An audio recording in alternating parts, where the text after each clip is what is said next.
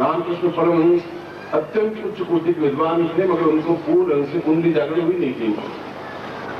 उनकी तो स्थिति यह थी कि वो शादी में भी गए रामकृष्ण परमहंस और किसी ने बोल दिया काली, काली बोलती बेहोश हो जाती और मुंह से आ जाती थी और झाग निकलने लग जाते थे और काली काली चिल्लाने लग जाते थे। बड़ा संयम। ये नहीं है कि रामकृष्ण परमहंस जैसा संत नहीं मिल सकता, अगले 2 साल में भी ऐसा संत पैदा नहीं हुआ, मगर कुंडली जागरण अपने आप में एक अलग क्रिया है, उच्च कोटि की क्रिया है। सातों चक्र जागरण हो जाना जीवन का एक उच्च कोटि का पर्याय है, एक जीवन की श्रेष्ठता है। इसी प्रकार से हिमाचल में मैं कभी सोच भी नहीं सकता, मनाली के अलावा कैसे होता वशिष्ठ और ये ठाकुर वगैरह मिलकर के उन्होंने आधे हिमाचल को पार कर लिया है, सब जगह की चेतना फैला दी है। एमपी में देखिए, यूपी में देखिए, हरियाणा में देखिए, गुजरात में देखिए। सोचा भी नहीं था, 10 साल से तो मैं गुजरात गया ही नहीं था। मैं गुजरात में प्रवीण जोशी और ये रमेश भाई, प्रजापति रमेश भाई, दोनों तीनों ने मिलकर के निश्चय ये ही कर लिया कि पूरे गुजरात में हम आपके इस कार्य को बढ़ा ही देंगे। ये विश्वास करने लगा है, जब लगा है कि मेरे हाथ में मेरे पाँव है, ये मेरा चेहरा है, ये मेरे जीवन है, ये मेरी धड़कन है, और इनको जो काम सौंपा है प्राणपण से काम करने के तैयार है और कर रहे हैं, और अपना घर बार सब कुछ भूल करके काम कर रहे हैं। घर बार तो फिर भी मिल जाएगा, मुझे घर मिल करके क्या मिल गया? मुझे इस घर से मुझे ये मिला कि एक पत्नी मिल गई, 3-4 लड़के मिल गए और एक पत्थर का मकान मिल गया, और उसमें कैद होकर में रह गए। क्या मिला मुझे? मैं पूरे ब्रह्मांड में घूमने वाला व्यक्ति एक 8 फुट की कार में कैद होकर रह गया। ये मेरी कोई उन्नति नहीं हुई। सन्यासी कहते हैं कि आप उन्नति कहां से? एक पर्वत से दूसरे पर्वत पर आप 1 सेकंड में चले जाते थे, अब आप कार में बैठ करके घूमते हैं। कौन सी आपकी विशेषता है? तो कार क्या काम आएगी मेरे साथ? न तो कार जाएगी और न ये मकान जाएगा, न ये घर जाएगा, न बाहर। ये जीवन है ही नहीं। ठीक है, इस जीवन में मुझे इसलिए रहना पड़ रहा है कि इसके साथ मेरे गृहस्थ जुड़े हुए हैं, और तुम शिष्यों से और साधकों से और साधिकाओं से कुछ ऐसा जुड़ा, कुछ ऐसा अपने ऐसा अटैचमेंट सा बन गया है, या तो मैं बहुत ज्यादा सेंसिटिव भावुक हूं, या आपने कुछ मेरे ऊपर कुछ ऐसा कर दिया है कि मंत्रों से उसको अलग नहीं कर सकता, कोई वशीकरण कर दिया है। कोई तोड़ नहीं मेरे पास। मैंने कई बार उस वशीकरण को तोड़ने की कोशिश की। मैंने कहा चलो छोड़ो, ये गड़बड़ की चिंता नहीं है तो इनकी तुम चिंता क्यों करते, छोड़ो। मगर आपका वशीकरण प्रयोग बहुत स्ट्रॉन्ग है, किसी को ज्ञात हो तो मुझे सिखा दें, तो मैं भी आगे सिखा दूंगा और सम्मान करती करूंगा। उनके आंख में आंसू होते हैं, उनकी गला रुंध जाता है, वह अपना भावबल हो जाते हैं, वे बिना देखे रह नहीं पाते, अपने आप को जीवन को होम देते हैं। ठीक है, उनकी सामाजिक मर्यादाएं, व्यवस्थाएं, मजबूरियां हैं, मैं इस बात को समझता हूँ। गृहस्थ की मजबूरियां होती हैं, संन्यास की भी मजबूरियां होती हैं, मगर मजबूरियों से बंधे हुए नहीं है।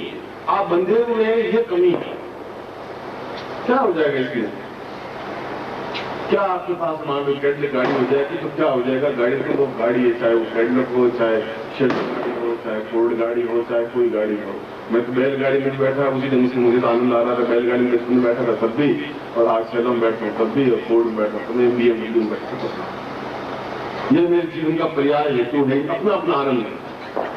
मुझे तो होटल में जाने में कोई आनंद आपको होता ही नहीं। मैं साधकों के बीच में अगर होता हूँ तो मैं चाहता हूँ कि उनके मेरे बीच में 30 लाख कोई व्यक्ति हवा भी बीच में नहीं आ सके, आपके मेरे बीच में आदमी तो बहुत बड़ी बात है। हवा भी मिलेगी।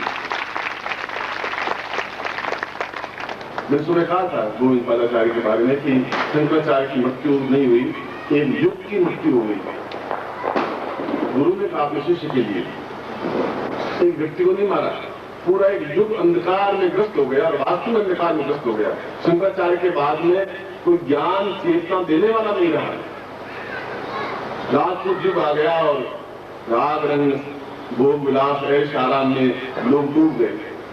मुगल काल आ गया और उसके बाद रक्तपात हुआ और बहुत कुछ जीवन का हमारा धार्मिक ग्रंथ खत्म हो गए।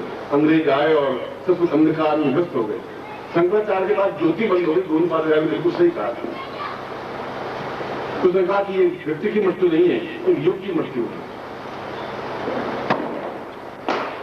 और अगर उसके जीते उसने ये कहा कि उनका चरण स्पर्श जिसने भी किया है वो अपने आप में उच्च कोटि का व्यक्तित्व बन गया है। हाथ मिला देना और जीवन में भुजाओं में भर देना, अपने शरीर को एकदम से बांध देना उसके शरीर को, यह तो शायद कई कई जन्मों के पुण्यों का फल होगा जिन्हें शंकराचार्य को अपने सीने से लगाया होगा, अपने हाथों में समेटा होगा, अपने पाँव में समेटा होगा। वह तो जीवन का स्वर्णिम प्रभात होगा। और वास्तव में मैं गोविंद पादाचार्य के शब्दों को एहसास करता हूं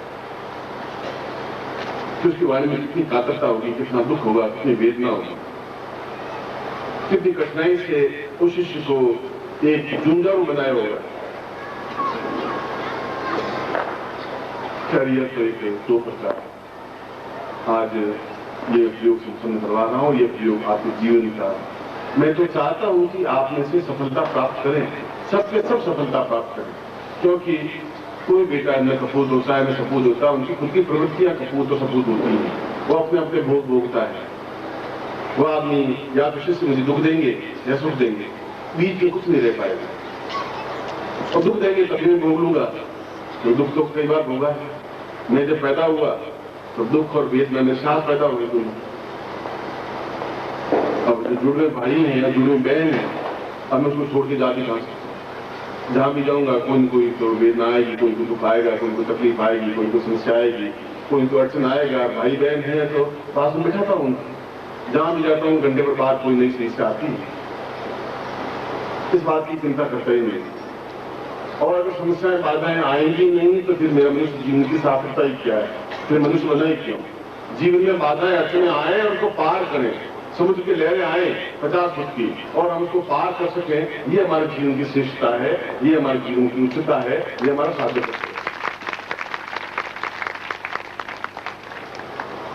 इसलिए बहुत जल्दी दीपावली आ गई। मैं तो सोच रहा था कभी 2 दिन और मिलेंगे, हम बैठेंगे, मगर अभी बताया गया कि 2-3 घंटे बाद तो लक्ष्मी पूजन करा करके आपको विदाई करेंगे। न तो देख पाया आपको ढंग से, आप ढंग से मुझे मिल पाए, और एक छटपटाहट वेदना एक रही मेरे मन में तो रही। मगर मिलने में आनंद इतना है ही नहीं। विरह में जो आनंद है वह एक अलग आनंद है। या इंतजार वापिस रहेगा कि चलो शिवरात्रि होगी आपस मिल लेंगे, तो आएगा। विरह में जितने ग्रंथ लिखे गए हैं वो सब विरह के लिखे गए, मिलन का तो कोई ग्रंथ ही नहीं आया, मिल गया आगे क्या? विरह में आएगा, ऐसा आएगा, इधर से आएगा, इसमें आंख होगी, ये बाल होगा, कपड़े पहने। विरह में तो सुख ही सुख है, मगर विरह के बाद मिलन भी होना चाहिए। एक दिन को विरह करते ही रहेगा, वह सबसे बड़ा घटिया काम। तुम्हारे में मेरे लिए तकलीफ हो जाएगी, या तो मुझे प्रेम करना ही मैं तुम्हें पहले ही दूर रहना था, किया तो अब ये समस्या और भी समस्या पैदा मत कर देना मेरे लिए, और समस्या हो जाएगी। हर चेहरा मुझे याद है, मेरी आंखों में प्रत्येक का बिंब है। अगर आप मेरी आंख में देखें तो प्रत्येक का फोटो साथ में दिखाई देगा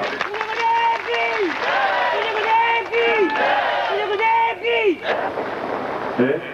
और उसके बाद उससे विरुद्ध कोटि की दीक्षा आज तक पिछले 5000 वर्षों शंकराचार्य के समय से भी पूर्व शंकराचार्य जिंदगी भर तरसता रहा कि मुझे राज्याभिषेक दीक्षा मिले।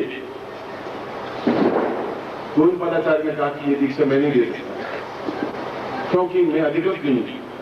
आप शंकर भाषा पढ़े, गांधी जिंदगी भर भटकते रहे। उन्होंने कहा कि मेरी सहस्त्र जागरण हो, उन्होंने अपने जीवन में लिखा है, मैं क्रिया योग लूं, और उसके लिए कई सन्यासी से गांधी जी मिले। उनका क्रिया योग मैं आपको सिखा ही नहीं सकता, मुझे खुद को क्रिया योग आता है। क्रिया योग जैसी वस्तु और क्रिया योग से भी कई गुना ऊंची राजयोग, ये प्रत्येक के बस की बात नहीं है कि राजयोग दीक्षा दे सके। उसके लिए बहुत बदकता हुआ एक दिन से थोड़ा होना चाहिए, एक साधना की ऊर्जा होनी चाहिए, तपस्या होनी चाहिए, तब राजयोग दीक्षा दी जा सकती है। और पिछली बात 1 जनवरी को आप नया साल 2 तरीके से मना सकते हैं। ईस्वी सन या तो रात को शराब पिए तो फिल्मी गाने गाए, तेरे बिना भी क्या जीना, और जो कुछ भी पंखियां लड़ा के जिया परमा के जो कुछ भी आप पाते हो, या तो वो आप गाना गाएं और फिर पड़े रहे पलंग पर, और या फिर कुछ